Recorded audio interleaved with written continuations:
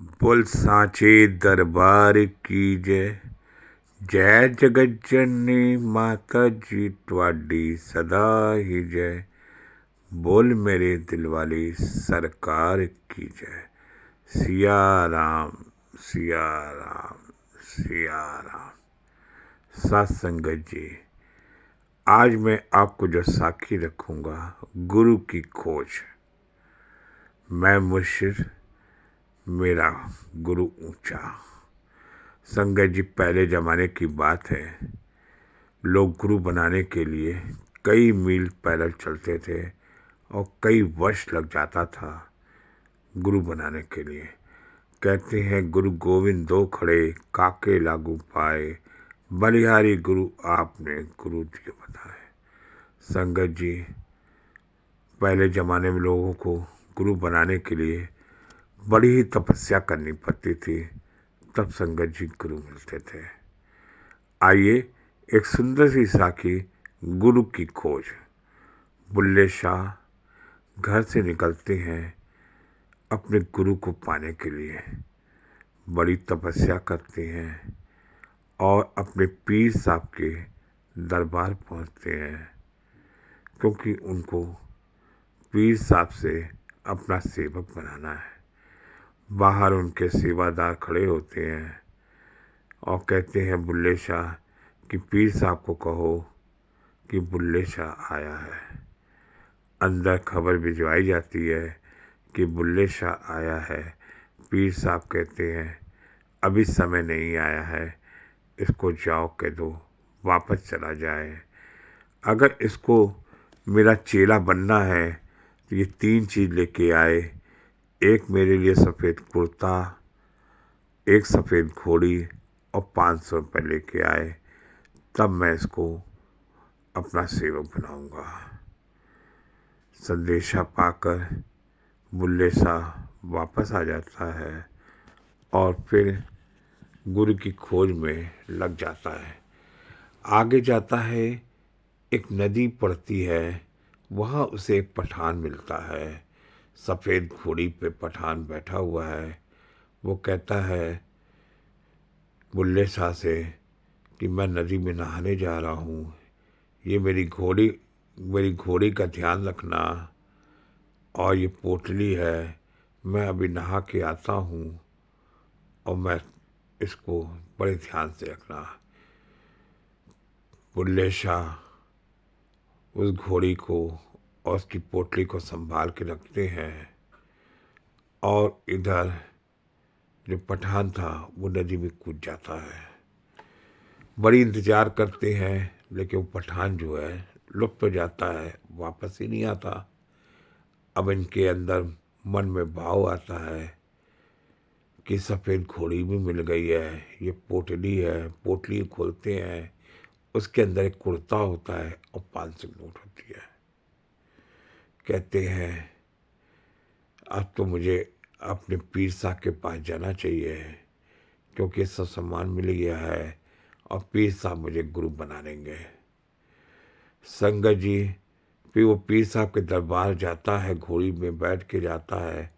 वहाँ उनके सेवादार होते हैं, वो उसको पकड़ लेते हैं, क्योंकि पीर साहब की एक घोड़ी खो गई होती है और पोटली भी खोई होती है।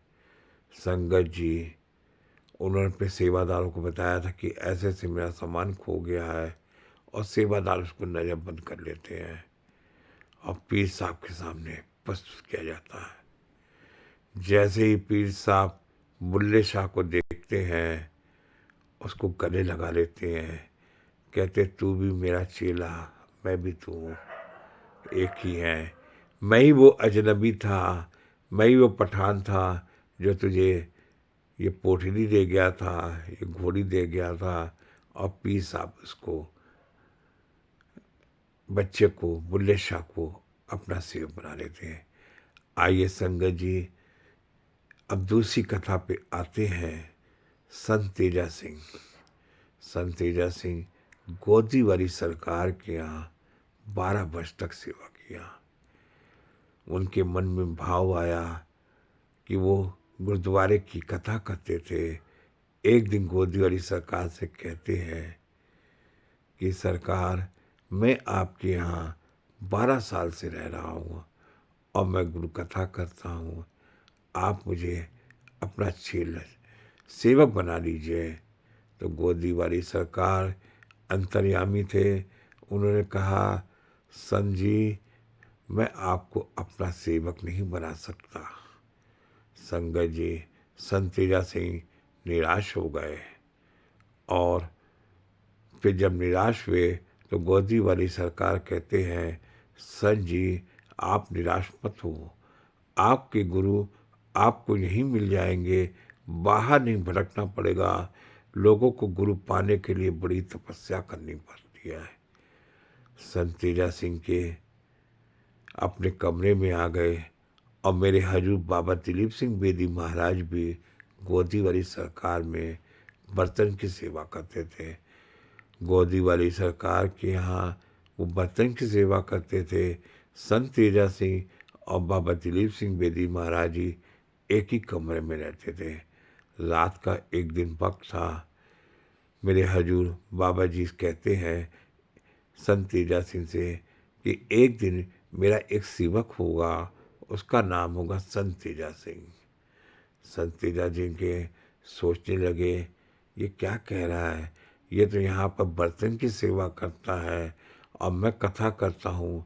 मेरे कथा सुनने वाले कितने लोग आते हैं, इसके कौन हैं। उनके अंदर ये भाव आ गया कि ये मेरा कोई गुरु बन सकता है। ऐसा भाव लेके दोनों का रहे। एक वक्त आया जब गोदी वाली सरकार ने दोनों को विदाई दी कि अब कुछ समय बाद मैं अपना देह छोड़ दूंगा, आप लोग जाओ और संसार में जाकर एक प्रकाश करो। संत गोदी वाली सरकार ने उन दोनों को विदाई दी और संत तेजा सिंह से कहा कि मेरे पास तुम्हारी चाबी नहीं है ताले की, ताले की चाबी संगत जी तेरे बाबा दिलीप सिंह बेदी महाराज जी की है। दोनों निकलते हैं और बाबा जी संत सिंह से कहते हैं, आप कहाँ जाओगे?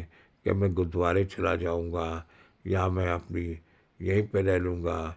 वो कहते मैं और कहीं चला जाऊंगा।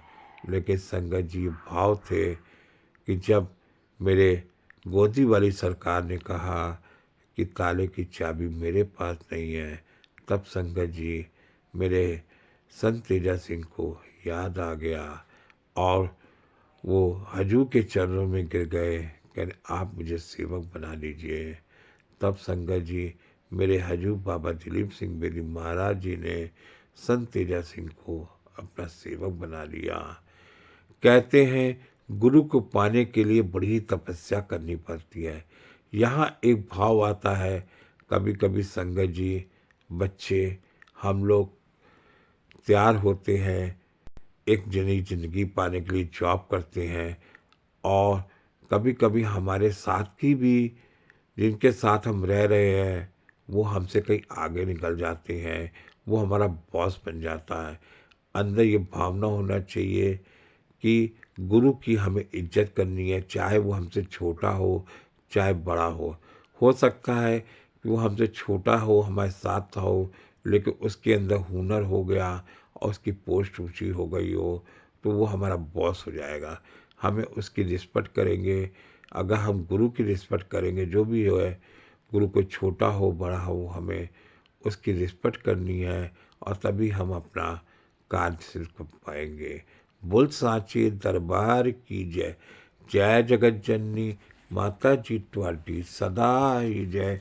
बोल मेरे दिल वाली सरकार की जय। सिया राम सिया